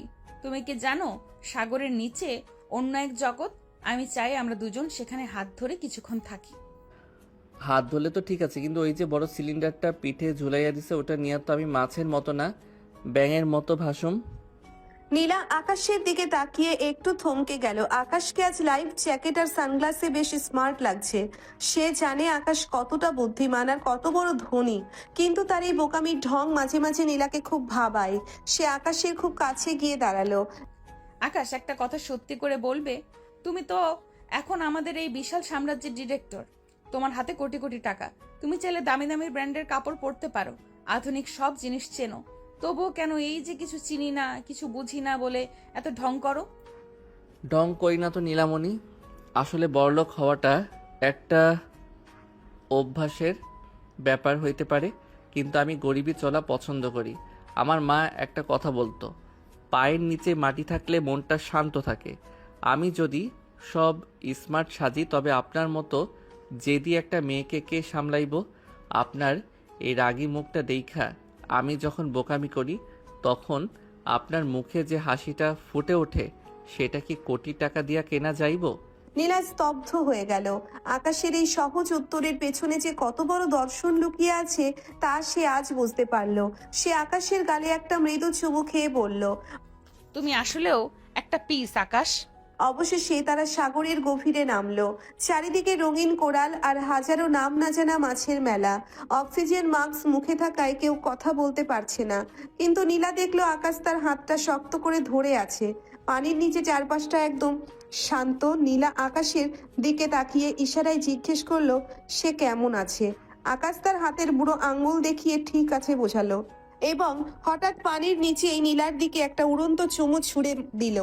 নীলা পানির নিচেই হেসে ফেললো। তাদের চারপাশে বুদবুদ উঠছে। আকাশ নীলার কোমর জড়িয়ে ধরে তাকে একটা বড় কোরালের কাছে নিয়ে গেল। সেখানে মাছেরা তাদের চারপাশ দিয়ে ঘুরে বেড়াচ্ছে। পানির নিচে সেই নির্জনতায় নীলা অনুভব করলো আকাশের শরীরের উষ্ণতা। আকাশ নীলার চশমার ওপর দিয়ে ওর কপালে নিজের কপাল ঠেকালো। কোনো কথা ছাড়াই সেই মুহূর্তে তাদের মাঝে এক গভীর ভালোবাসার বিনিময় হলো। মনে হচ্ছিল সময় যেন থমকে গেছে। সাগরের নিচ থেকে উঠে আসার পর আকাশ পুরো চাঙ্গা, কিন্তু ডিনারের সময় আবার শুরু হলো তার কমেডি। তারা একটা আন্ডার ওয়াটার রেস্টুরেন্টে বসেছে। চারপাশেই কাজ আর তার ওপাশে বিশাল সব মাছ সাঁতার কাটছে। আকাশ মেনু কার্ড দেখে কপাল কুঁচকে, নীলামণি, এরা কি সব কাঁচা মাছ খাওয়াই নাকি? এই যে সব সুশি টুসি লিখছে, এগুলো তো জাপানি মাছের নাম। আমার তো পেটে সহ্য হইব না। আরে না আকাশ, এগুলো দামি খাবার। তুমি তো বড়লোক হয়ে গেছো, একটু ট্রাই করো। বড়লোক হইছি বইলা কি পেট নষ্ট করুম? আমি বরং রিসেপশনে গিয়া বলি যদি একটু ডাল ভাত আর আলু ভর্তা পাওয়া যায়। আর ওই দেখেন একটা বড় হাঙর আমার প্লেটের দিকে কেমন কইরা তাকায় আছে, ওরে কি একটা টুকরা দিমু নাকি? আকাশ, মাছ তোমাকে দেখছে না, তুমি মাছকে দেখছো। চুপচাপ বসে এই চিংড়িটা খাও। আকাশ চিংড়ি খেতে গিয়ে চামচ দিয়ে খোঁচা মারলো, আর অমনি চিংড়িটা লাফ দিয়ে পাশের টেবিলে এক ফরাসি দম্পতির গ্লাসের ভেতরে গিয়ে পড়লো। সরি ভাইজান, আমার চিংড়ি মাছটা মনে হয় আপনার ড্রিঙ্কস দেখা লোভ সামলাইতে পারে নাই, ওরে ফিরাইয়া দেন, আমি আবার বাটিতে রাখতাছি। ফরাসি ভদ্রলোক হ্যাবলা হয়ে তাকিয়ে রইলেন। নীলা লজ্জায় টিস্যু দিয়ে নিজের মুখ ঢেকে হাসতে লাগলো। এরপর তারা ভিলাতে চলে যায়। রাতে ভিলার ব্যালকনিতে তারা বসে আছে। আকাশে প্রচুর তারা। নীলামণি, মালদ্বীপ সুন্দর ঠিকই, কিন্তু আপনার এই রাগটা না থাকলে আরো বেশি সুন্দর লাগতো। আমার রাগ তো তুমিই কমালে আকাশ। এখন তো আর রাগ হয় না, শুধু তোমার ওই বোকামি দেখে হাসি পায়। আকাশ নীলার মাথা নিজের কাঁধে টেনে নিল। সে নিচু স্বরে গাইতে শুরু করলো, এই পথ যদি না শেষ হয়। নীলা চোখ বন্ধ করে আকাশের বুকের ধকপকানি শুনতে লাগলো। সে বুঝতে পারছে এই সাধারণ ছেলেটাই তার জীবনের সবচেয়ে বড় অসাধারণ প্রাপ্তি। মালদ্বীপের ওয়াটার ভিলার চারপাশটা তখন অদ্ভুত নিস্তব্ধ। জানালার ওপাশে সমুদ্রের জলরাশি চাঁদের আলোয় রূপালী চাদরের মতো ঝিকমিক করছে। আকাশ বারান্দার রেলিং ধরে দাঁড়িয়েছিল। তার মনে এক অন্য রকম প্রশান্তি। ঠিক তখনই বাথরুমের দরজা খোলার শব্দে সে পেছনে ফিরে তাকালো। বাথরুম থেকে বের হওয়া নীলার দিকে তাকিয়ে আকাশের পায়ের তলা থেকে যেন মাটি সরে গেল। নীলার পরনে একদম হালকা ল্যাভেন্ডার রঙের একটি সিল্কের স্লিভলেস ড্রেস। তার ভেজা চুলগুলো একটি সাদা তোয়ালে দিয়ে মাথায় চূড়ার মতো করে বাঁধা। তোয়ালের ভাঁজ থেকে চুইয়ে পড়া দু এক ফোঁটা জল তার মসৃণ ঘাড় দিয়ে গড়িয়ে নামছে। সাবানের এক অপূর্ব সুবাসে ঘরটা ভরে গেল। আকাশ মন্ত্রমুগ্ধের মতো এগিয়ে এলো। তার চোখে মুখে তখন রাজ্যের ঘোর।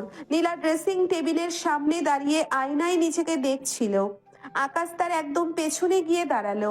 আয়নায় দুজনের চোখাচোখি হতেই নীলার ঠোঁটে এক লাজুক হাসি ফুটে উঠল। কিভাবে তাকিয়ে আছো আকাশ, যেন এই প্রথম দেখলে? আকাশ কথা বলল না। সে নিজের দুহাত দিয়ে নীলার কোমরের দুপাশ জড়িয়ে ধরলো। আকাশের হাতের উষ্ণতা নীলার পাতলা সিল্কের পোশাক ভেদ করে শরীরের শিহরণ জাগিয়ে তুলল। সে নীলার কাঁধে নিজের চিবুক রাখলো। আকাশ খুব সন্তর্পণে নীলার মাথার তোয়ালেটা খুলে ফেললো। সাথে সাথে তার পিঠময় ছড়িয়ে পড়লো ঘন কালো ভেজা চুলের রাশি। আকাশ তার নাক ডুবিয়ে দিল সেই ভেজা চুলের ঘ্রাণে।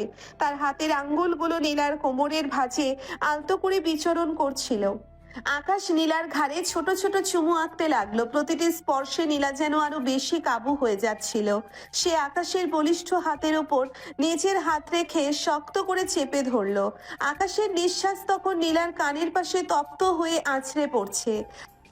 নীলামণি, বড়লোক হওয়ার জেদ আমি কোনো দিন করিনি, কিন্তু আপনাকে নিজের করে পাওয়ার জেদটা আজ আমার হার মেনেছে। আপনি আমার জীবনের সবচেয়ে সুন্দর পাওয়া। আকাশ নীলাকে আলতো করে নিচের দিকে ঘুরিয়ে নিল। নীলার চোখ দুটো তখন বুজে আসছে আবেশে। আকাশ নীলার চিবুকটা ধরে মুখটা একটু উঁচিয়ে ধরলো। নীলার ভেজা ঠোঁট দুটো কাঁপছে। আকাশ ঝুঁকে এলো নীলার দিকে। যখন তাদের ঠোঁট এক হলো তখন এক দীর্ঘ ও নিবিড় চুম্বনে তারা একে অপরের মাঝে হারিয়ে গেল। পৃথিবীর সব নিয়ম, সব জেদ আজ তুচ্ছ হয়ে গেল এই এক মুহূর্তের মিলনে। আকাশ নীলাকে পাঁচা কোলা করে তুলে নিল। নীলা তার দুই হাত আকাশের গলায় পেঁচিয়ে ধরলো। আকাশ খুব সাবধানে তাকে বিছানার নরম গদির ওপর শুইয়ে দিল। ঘরের ডিম লাইটের নীলচে আলোয় নীলাকে এক অপার্থিব সুন্দরের প্রতিমূর্তির মতো লাগছিল। আকাশ নীলার ঠিক ওপরে ঝুঁকে এলো। সে নীলার অবাধ্য চুলগুলো কপাল থেকে সরিয়ে দিয়ে ওর চোখে চোখ রাখলো। আকাশের সেই চিরচেনা সারল্য আজ এক গভীর পুরুষালী তেজে রূপান্তরিত হয়েছে। সে নীলার হাতের প্রতিটি আঙ্গুলে, হাতের তালুতে আর কবজিতে নিবিড়ভাবে চুমু খেতে লাগলো। নীলা আকাশের শার্টের বোতামগুলো একে একে খুলতে শুরু করলো। সে অনুভব করতে চাইলো আকাশের হৃৎপিণ্ডের দ্রুত ওঠানামা। আকাশ যখন নীলার গলার লতিতে নিজের ঠোঁট ছুঁয়ালো, নীলার মুখ দিয়ে এক অস্ফুট গোঙানি বেরিয়ে এলো। সে আকাশকে আরো নিবিড়ভাবে নিজের কাছে টেনে নিল। সেই রাতে সমুদ্রের ঢেউয়ের সাথে তাল মিলিয়ে তাদের দুজনের হৃদস্পন্দন এক হয়ে গিয়েছিল। কোনো কৃত্রিমতা ছাড়াই তারা একে অপরকে অনুভব করছিল। দীর্ঘ সময় ধরে চলা এই স্পর্শ আর ভালোবাসার বিনিময়ে তারা দুজনেই এক নতুন দিগন্তের সন্ধান পেল। আকাশের বাহু বন্ধনে নিজেকে সঁপে দিয়ে নীলা অনুভব করলো এই মানুষটিই তার জীবনের প্রকৃত আশ্রয়। ভোর হওয়ার ঠিক আগের মুহূর্তে নীলা আকাশের বুকে মাথা রেখে শুয়েছিল। আকাশের আঙ্গুলগুলো নীলার চুলে খেলা করছিল। পুরো ঘরে তখন এক শান্তির আবহ। আকাশ, আমরা কি সবসময় এমনই থাকবো? থাকবো নীলা, শুধু আপনি আমার ওই বোকামিগুলো একটু সইয়া নিয়েন। নীলা হেসে আকাশের বুকে একটা কামড় দিল।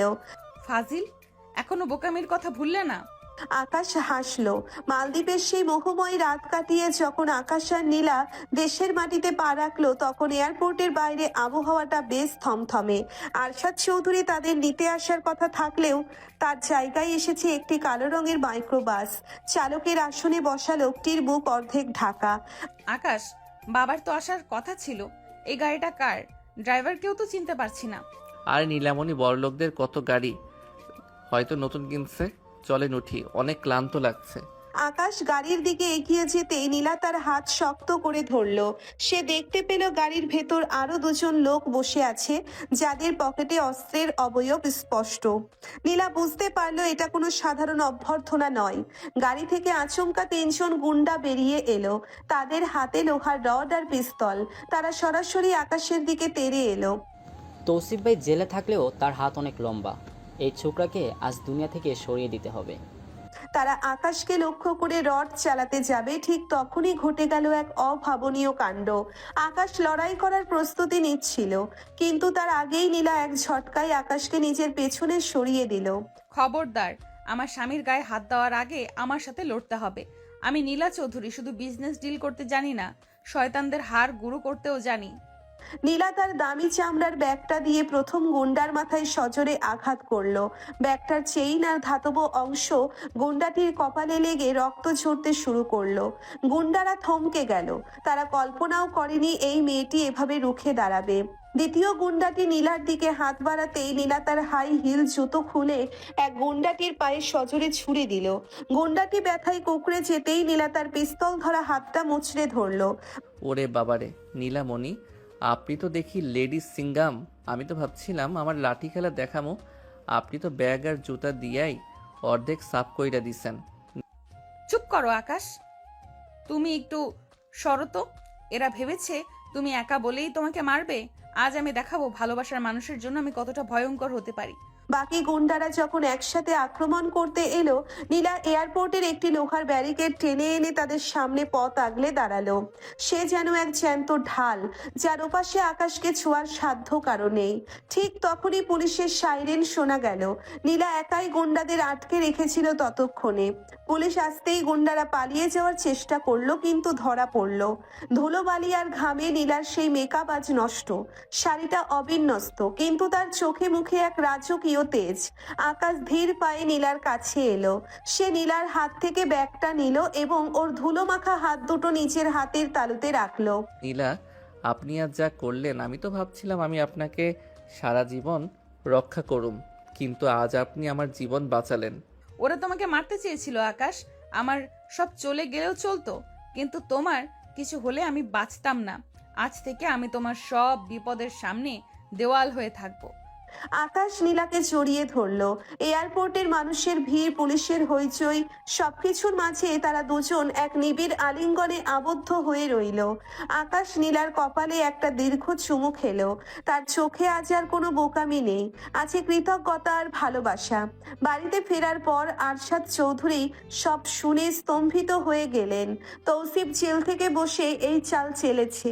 নীলা এবার আর চুপ করে থাকলো না। সে নিজের সব জেদ আর বুদ্ধি খাটিয়ে তৌসিফের সব বিজনেস পার্টনারদের সাথে মিটিং ডাকলো, কিন্তু তৌসিফের পিছনে আরো বড় কোনো শক্তি কাজ করছে। আসলে অফিসেরই এক বিশ্বস্ত লোক নীলার সব পরিকল্পনা তৌসিফের কাছে পৌঁছে দিচ্ছে। আকাশ এটা টের পেলেও নীলাকে কিছু বলছে না। সে চাইছিল নীলা নিজেই যেন এটার বিহিত করে। সেদিন রাতে নীলা ক্লান্ত হয়ে ঘরে ফিরল। আকাশ আগে থেকেই তার জন্য গরম জল আর ওষুধ রেডি করে রেখেছে। নীলামণি, আজ তো অনেক যুদ্ধ করলেন, এবার একটু এই পা টিপে দেওয়ার অনুমতিটা দেবেন কি? আমি কিন্তু ভালো মালিশ করতে জানি। নীলা হেসে আকাশের কোলে মাথা রাখলো। তুমি আমার সব ক্লান্তি দূর করার ওষুধ আকাশ। সারাদিনের ক্লান্তিতে কিছুক্ষণ পরই তারা ঘুমিয়ে পড়ল। সকালবেলা আকাশ ঘুম থেকে উঠে দেখলো নীলা বিছানায় নেই। সে সাধারণত দেরিতে ওঠে, কিন্তু আজ সূর্য ওঠার আগেই নীলা হাওয়া। আকাশ ভাবলো, নীলামণি কি তবে আবার রাগের মাথায় কোনো মিশনে গেল? আকাশ নিচে নেমে রান্নাঘরের সামনে যেতেই তার চোখ কপালে উঠল।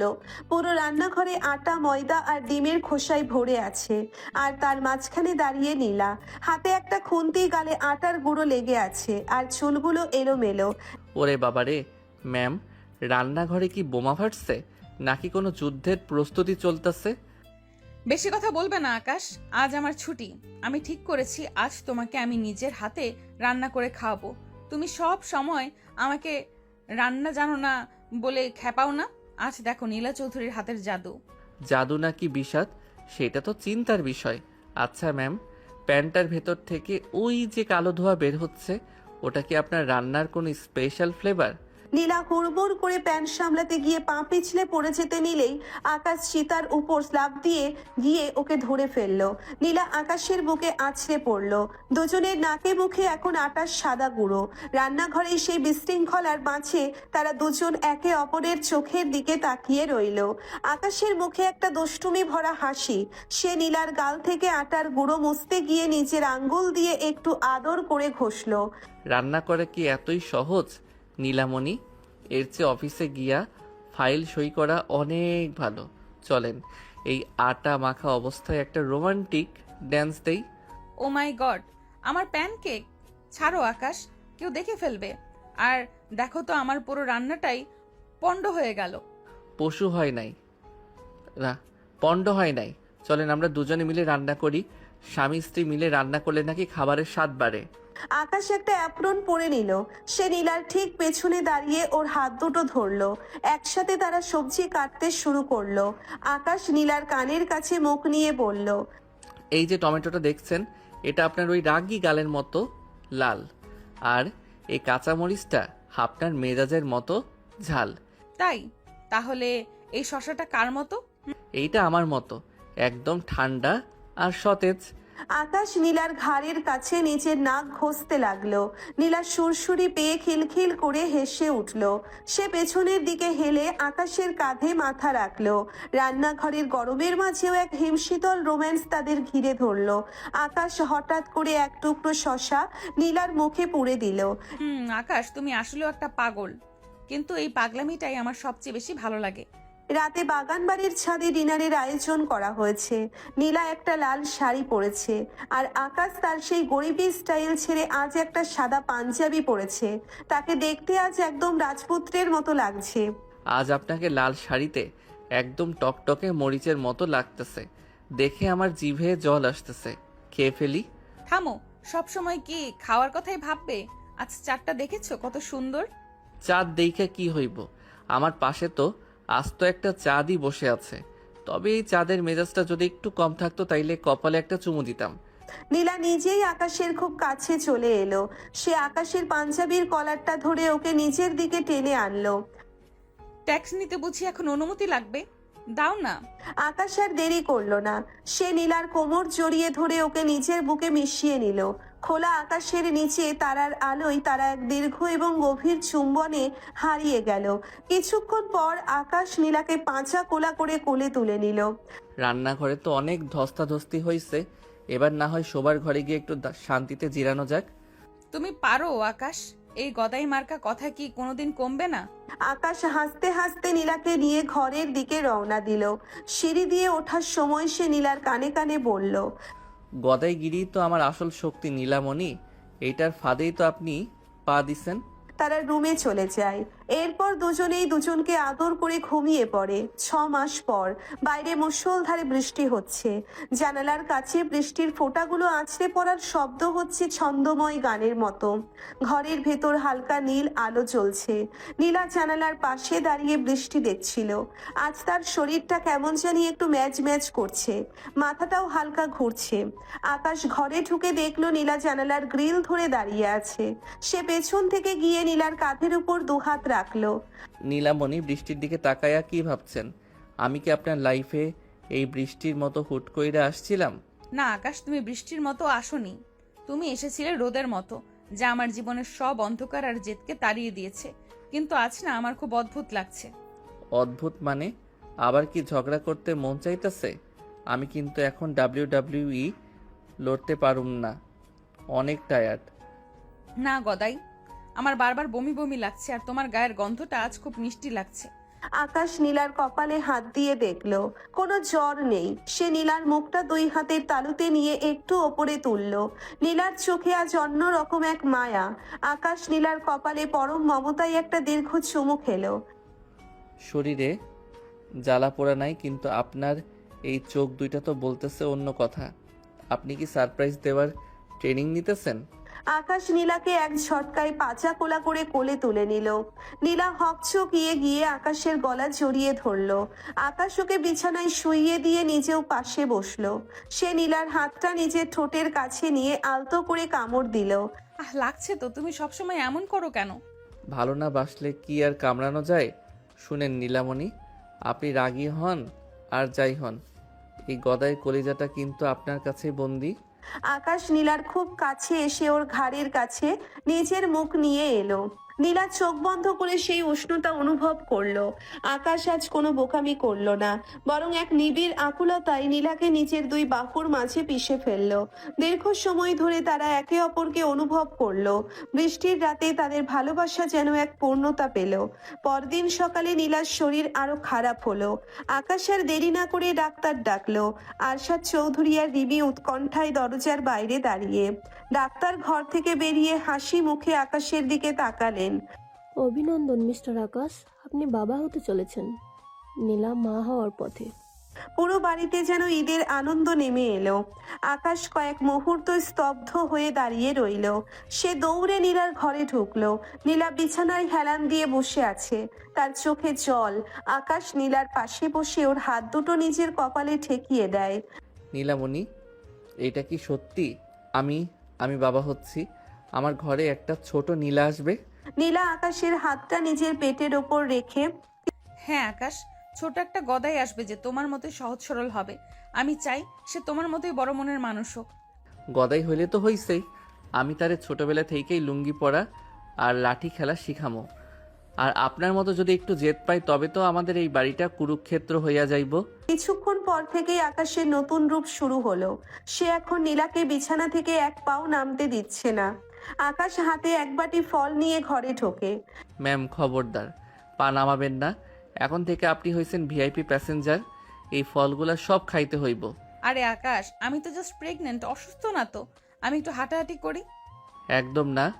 আমি আপনার জন্য একটা হুইল চেয়ার অর্ডার দিছি, আর এখন থেকে আমি আপনার সব কাজ করুম।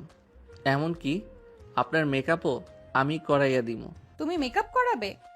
আমার চেহারা কি তুমি সং বানাতে চাও? আরে না, আমি তো আর্ট করুম। আর্ট লাইনার দিয়া আপনার চোখের পাশে একটা ছোট প্রজাপতি আঁকা দিব। নীলা হেসেই খুন। সে বুঝতে পারলো জীবনের এই নতুন মোড়ে আকাশ তাকে রানীর মতো আগলে রাখবে। আকাশ নীলার পেটে মুখ ঠেকিয়ে ফিস ফিস করে বলল, শোন রে ছোট গদাই, তাড়াতাড়ি আয়। তোর আম্মারে অনেক কষ্ট দিছি আমি, তুই আইসা ওনার সব দুঃখ মিটাইয়া দিস। নীলা আকাশের চুলে হাত বুলিয়ে দিতে দিতে ভাবলো সত্যিই আল্লাহ তাকে একটা হীরা উপহার দিয়েছেন। এরপর কেটে যায় বেশ কমাস। নীলার প্রেগনেন্সির এখন 6 মাস চলছে। এই কয়েক মাসে আকাশের জীবন একদম ওলট পালট হয়ে গেছে। সে এখন অফিসের ডিরেক্টর কম, নীলার সর্বক্ষণিক সেবক বেশি। নীলার মেজাজ এখন সেই পুরনো রাগী মুডের চেয়েও ভয়ঙ্কর। এই হাঁটছে তো এই কাটছে। রাত তখন 2:30। পুরো শহর নিস্তব্ধ। আকাশ নাক ডেকে ঘুমাচ্ছে। হঠাৎ নীলা তাকে জোরে একটা ধাক্কা দিল। আকাশ, এই আকাশ ওঠো। আমার এখনই কাঁচা আমার ভ্যানিলা আইসক্রিম খেতে ইচ্ছে করছে। কি হয়েছে নীলামণি? কাঁচা আম তো গাছে থাকে, আর আইসক্রিম তো দোকানে। এখন রাইট 2:30 বাজে। আমি কি জাদুর চেরা কইসা এগুলো আনবো? তুমি আমাকে আর ভালোবাসো না। আমার পেটের বাচ্চাটা আম খেতে চাচ্ছে আর তুমি ঘুমাচ্ছ। ঠিক আছে, আমি একাই যাচ্ছি বাজারে। আরে আরে, কি করে এসব? আপনি বসুন, আমি যাচ্ছি। আইসক্রিম আর আম নিয়ে তবে আমি ঘরে ফিরবো, না হলে আমি গদাই না। আকাশ লুঙ্গি আর পাঞ্জাবি পরেই একটা বড় টর্চ হাতে নিয়ে বেরিয়ে পড়লো। এই মাঝরাতে আইসক্রিম পাওয়া মানে আকাশের চাঁদ হাতে পাওয়া। সে এলাকার এক দোকানের ঝাঁপ পেটাতে শুরু করলো। দোকানদার ভাবলো ডাকাত পড়েছে। অনেক কষ্টে ডাবল দাম দিয়ে আইসক্রিম জোগাড় করলো সে। কিন্তু কাঁচা আম কোথায় পাবে? এই অসময়ে আম পাওয়া অসম্ভব। আকাশ শেষমেশ তার শ্বশুর বাড়ির বাগানের সেই পুরনো আম গাছে উঠে পড়লো। অন্ধকারে আম পাড়তে গিয়ে সে মৌমাছির চাকে টোকা দিয়ে বসলো। সকালবেলা আকাশ যখন ঘরে ফিরলো, তার একটা চোখ ফুলে ঢোল। হাতে এক পলিথিন আইসক্রিম আর দুটো ছোট ছোট কচি আম। নীলা আকাশের অবস্থা দেখে হেসেই খুন। এ কি আকাশ, তোমার চোখের একই অবস্থা কেন? মৌমাছি কি তোমাকে আইসক্রিম মনে করে কামড়েছে? সবই আপনার আর আপনার ওই ছোট গদাই লীলা খেলা। আইসক্রিম খান ম্যাম, আর আম দিয়া দাঁত টক করেন। এই গদাইয়ের চোখের 12টা বাজলেও আপনার মুখে হাসি ফুটছে, এইটাই বড় কথা। নীলা আবেগপ্রবণ হয়ে আকাশের ফোলা চোখে একটা চুমু খেলো। আকাশের সব কষ্ট এক নিমেষে ধুয়ে গেল। সময় গড়াতে লাগলো। অবশেষে সেই কাঙ্ক্ষিত দিনটি এলো। নীলা হসপিটালের বেডে শুয়ে ব্যথায় কাতরাচ্ছে। আকাশ বাইরে পায়চারি করছে আর সামনে ঘামছে। আরশাদ চৌধুরী আর রিমি ওকে শান্ত করার চেষ্টা করছেন। আব্বা, নীলা কি ঠিক থাকবে তো? ও তো খুব জেদি। ব্যথার সাথে কেউ পারবে? আমি কি ভেতরে যাব? আমি গিয়ে ওর হাতটা ধরি। ঠিক তখনই ওটি থেকে এক নবজাতকের কান্নার শব্দ ভেসে এলো। নার্স বেরিয়ে এসে আকাশের কোলে একটা তুলতুলে ছোট শিশুকে তুলে দিলেন। অভিনন্দন, আপনার কোল আলো করে রাজপুত্র এসেছে। আকাশের চোখে আনন্দ অশ্রু। সে বাচ্চার কপালে হাত দিয়ে দেখলো তার হুবহু প্রতিচ্ছবি। সে দৌড়ে নীলার কাছে গেল। নীলা খুব ক্লান্ত, কিন্তু তার চোখে তখন বিজয়ী হওয়ার আনন্দ। আকাশ নীলার কপালে মাথা ঠেকিয়ে দেয়। নীলামণি, আমাদের গদাই আসছে। একদম আপনার মতো নাক হইছে ওর। না আকাশ, ওর চোখগুলো একদম তোমার মতো। আমি চাই ও যেন তোমার মতোই বিশাল হৃদয়ের অধিকারী হয়। 5 বছর পর চৌধুরী ম্যানশনের বিশাল বাগানে একটা ছোট ছেলে ফুটবল খেলছে। তার নাম নীল। নীল খেলছে আর তার বাবা আকাশ তার পেছনে ঘাম মুছে দৌড়াচ্ছে। নীলা বারান্দায় দাঁড়িয়ে হাতে কফি নিয়ে এই দৃশ্য দেখছে। জানো আকাশ, 5 বছর আগে আমি ভাবতেও পারিনি যে আমার জীবনটা এত সুন্দর হবে। আমি শুধু ক্যারিয়ার আর টাকা চিনতাম। আরে বেটা, তোর মার রাগ তো আমি চিনি, তুই গোল দে, আমি না হয় ডিফেন্স করি। আর আমি শুধু মাটি আর মানুষ চিনতাম। আমরা দুজন দুই মেরুর ছিলাম বলেই তো আমাদের পৃথিবীটা আজ এত রঙিন। তুমি কি এখনো সেই গরিবী চলা পছন্দ করো? অবশ্যই, কারণ বড় লোকেতে তো অহংকার থাকে আর গরিবী চালায় থাকে ভালোবাসা। এখন চলেন গিন্নি, নীলমণির জন্য পায়েস রান্না করা হয়েছে, সবাই মিলে খাই। নীলা নিচে নেমে এলো। সে আগের চেয়ে অনেক বেশি শান্ত এবং সুন্দরী হয়েছে। সে আকাশের পাশে এসে দাঁড়ালো। আকাশ নীলার কাঁধে হাত রাখলো। সূর্য ডুবছে দিগন্তে, আকাশের লালিমা ছড়িয়ে পড়েছে পুরো বাগানে। আকাশ, নীলা আর তাদের ছোট্ট সন্তান নীল তিনজনে মিলে বাড়ির ভিতরে ঢুকে গেল। গল্পটি এখানেই শেষ হলো, এক জেদি মেয়ের এবং এক সরল ছেলের অসাধারণ এক জয় দিয়ে। ভালোবাসা যেখানে থাকে সেখানে বোকামিও হয়ে ওঠে শিল্পের মতো সুন্দর।